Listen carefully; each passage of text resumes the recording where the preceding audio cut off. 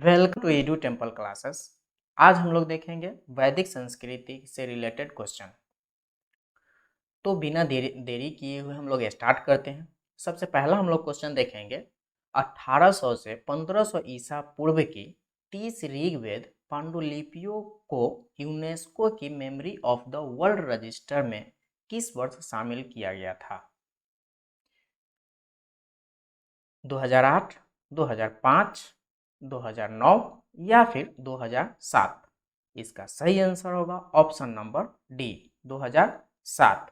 चलिए व्याख्या की तरफ हम लोग बढ़ते हैं। व्याख्या देखेंगे हम लोग। वर्ष 2007 में 30 ऋग्वेद पांडुलिपियों को यूनेस्को की स्मृति विश्व रजिस्टर में शामिल किया गया था। ऋग्वेद को 10 पुस्तक में बांटा गया है, जिसे मंडलायुक्त के नाम से जाना जाता है। यह 10,600 छंद और 228 भजन का संग्रह है। ठीक है, बढ़ते हैं अगले क्वेश्चन के तरफ। लेकिन अगला क्वेश्चन देखने से पहले अगर आप इस चैनल पर नए हैं तो चैनल को सब्सक्राइब कर लीजिए और बेल नोटिफिकेशन दबा लीजिए। तो चलिए बढ़ते हैं आगे। पुरुष सूक्त किस वेद का एक मंत्र संग्रह है? अथर्ववेद, यजुर्वेद, ऋग्वेद या फिर सामवेद? इसका सही आंसर होगा ऑप्शन नंबर सी ऋग्वेद। ठीक है, बढ़ते हैं व्याख्या की तरफ। देखेंगे व्याख्या। पुरुष सूक्त का उल्लेख ऋग्वेद के 10वें मंडल में है।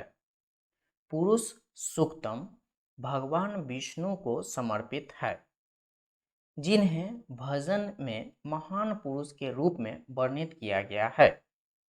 पुरुष सूक्तम 5 सूक्तम में से एक है। पुरुष सूक्तम, विष्णु सूक्तम, श्री सूक्तम, भू सूक्तम और नीला सूक्तम, ये 5 है। कौन कौन है? पुरुष सूक्तम, विष्णु सूक्तम, श्री सूक्तम, भू सूक्तम और नीला सूक्तम। ठीक है, बढ़ते हैं आगे। नेक्स्ट क्वेश्चन देखेंगे हम लोग। एक व्यक्ति का वैदिक दृष्टिकोण और समाज के साथ उसका संबंध जीवन के 4 लक्ष्यों से निर्धारित होता है। निम्न में से कौन सा इन लक्ष्यों में नहीं है? सिद्धि, अर्थ, मोक्ष या फिर धर्म? इसका सही आंसर होगा ऑप्शन नंबर ए सिद्धि। बढ़ते हैं आगे, देखेंगे व्याख्या। सिद्धि वह लक्ष्य नहीं है जो किसी व्यक्ति के वैदिक दृष्टिकोण और समाज के साथ उसके संबंध को निर्धारित करता है। किसी व्यक्ति के दृष्टिकोण को निर्धारित करने वाले 4 लक्ष्य काम, अर्थ, धर्म और मोक्ष है। ठीक है, बढ़ते हैं आगे। वैदिक भजनों मुख्य संग्रह डैश कहलाते हैं? सूत्र, पाद, संहिता या फिर मुख? इसका सही आंसर होगा ऑप्शन नंबर सी संहिता। बढ़ते हैं आगे, देखेंगे व्याख्या। वैदिक भजनों के मुख्य संग्रह संहिता कहलाते हैं। ऋग्वेद संहिता सबसे पुराना ज्ञात वैदिक संस्कृत ग्रंथ है। यह 1028 वैदिक संस्कृत भजनों और कुल 10,600 छंदों का एक संग्रह, जिसे 10 पुस्तकें में व्यवस्थित किया गया है। भजन देवताओं को समर्पित है। ठीक है, बढ़ते हैं आगे।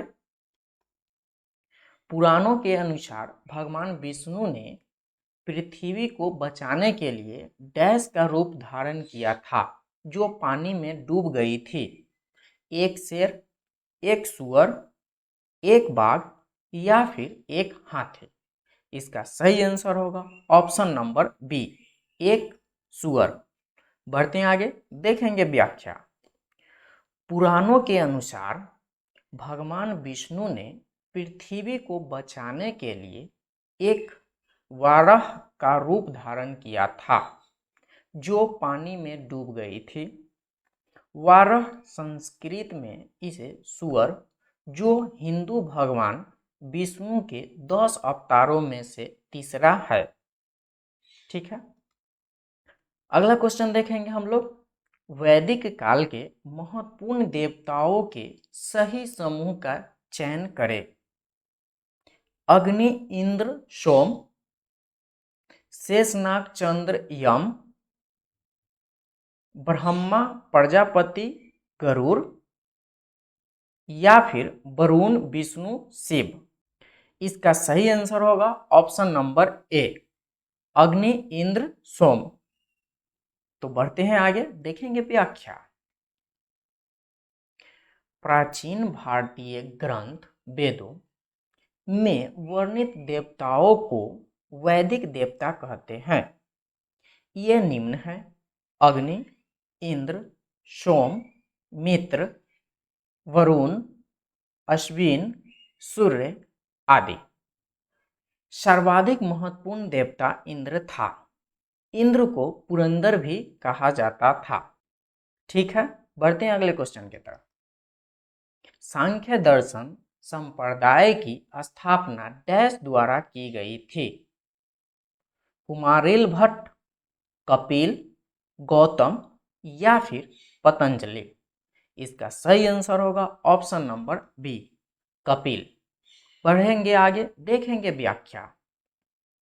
सांख्य दर्शन संप्रदाय की स्थापना कपिल द्वारा की गई थी। सांख्य दर्शन भारतीय दर्शन के 6 प्रकारों में से एक है। इसकी सबसे प्रमुख धारणा के प्राकृतिक पुरुष से बनी होने की है। यहाँ प्रकृति यानी पंच महाभूतों से बनी जड़ है और पुरुष यानी जीवात्मा चेतन से संबंधित है। बढ़ते हैं आगे, देखेंगे अगला क्वेश्चन। निम्न में से कौन उपवेद के अंतर्गत नहीं गिना जाता है? आयुर्वेद, यजुर्वेद, गंधर्व वेद या फिर शिल्प वेद। इसका सही आंसर होगा ऑप्शन नंबर बी, यजुर्वेद। बढ़ते हैं आगे, देखेंगे व्याख्या। यजुर्वेद उपवेद के अंतर्गत नहीं गिना जाता है क्योंकि यह 4 वेदों में से एक प्रमुख वेद है। प्रमुख 4 वेद और उनके उपवेद इस प्रकार है। देखेंगे हम लोग क्या है वेद और उपवेद। वेद में हम लोग देखेंगे ऋग्वेद। ऋग्वेद का उपवेद कौन सा है? आयुर्वेद। उसके बाद हम लोग देखेंगे यजुर्वेद, धनुर्वेद। अगला देखेंगे हम लोग सामवेद। सामवेद का उपवेद गंधर्व वेद। उसके बाद हम लोग देखेंगे अथर्ववेद। अथर्ववेद का उपवेद शिल्प वेद। ठीक है, बढ़ते हैं आगे, देखेंगे अगला क्वेश्चन। ऋग्वैदिक आर्य भारत में कहाँ रहते थे? उत्तरी भारत में, पूरे भारत में, पूर्वी भारत में या फिर सप्त सिंधु में। इसका सही आंसर होगा ऑप्शन नंबर डी, सप्त सिंधु में। बढ़ेंगे आगे, देखेंगे व्याख्या। ऋग्वैदिक आर्य भारत के सप्त सिंधु प्रांत में रहते थे। अफगानिस्तान, स्वात घाटी और पंजाब एवं सिंधु नदी के जल क्षेत्र सहित पूरे क्षेत्र को ऋग्वेद में सप्त सिंधु प्रदेश के रूप में संदर्भित किया गया है। ठीक है, बढ़ते हैं अगले क्वेश्चन की तरफ। निम्न में से किस वेद को रुद्र नामक शब्द का स्रोत माना गया है? ऋग्वेद, सामवेद, यजुर्वेद या फिर अथर्ववेद। इसका सही आंसर होगा ऑप्शन नंबर ए, ऋग्वेद। बढ़ते हैं आगे, देखेंगे व्याख्या। रुद्र देवता वैदिक वाड्गम्य में एक शक्तिशाली देवता माने गए हैं। ये ऋग्वेद में वर्णन की मात्रात्मक दृष्टि से गौण देवता के रूप में वर्णित है। ऋग्वेद में रुद्र की स्तुति बलवानों में सबसे अधिक बलवान कहकर की गई है। बढ़ते हैं आगे, देखते हैं अगला क्वेश्चन। निम्न में से किस वैदिक ग्रंथ में पहली बार पूर्वी एवं पश्चिमी सागर का उल्लेख हुआ है?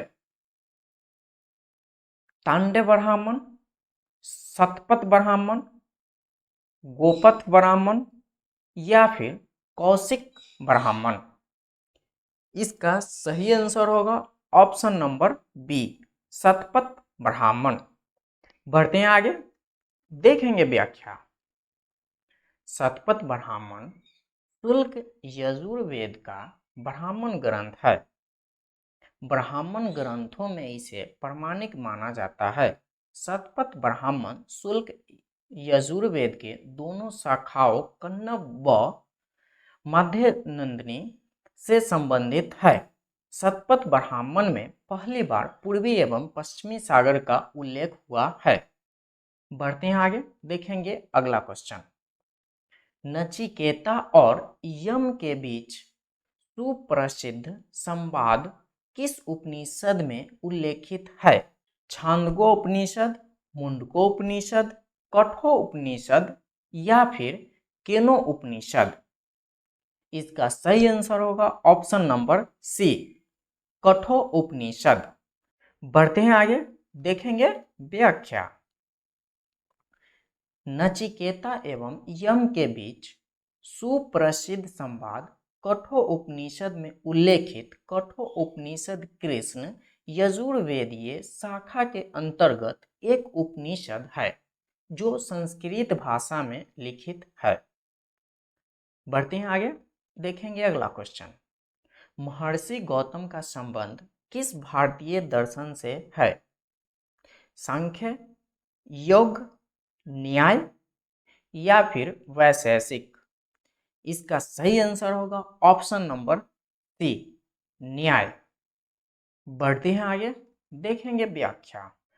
महर्षि गौतम का संबंध न्याय दर्शन से है।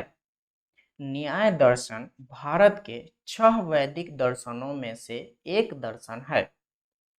इसके प्रवर्तक ऋषि अक्षपाद गौतम का प्रसिद्ध ग्रंथ न्याय सूत्र है।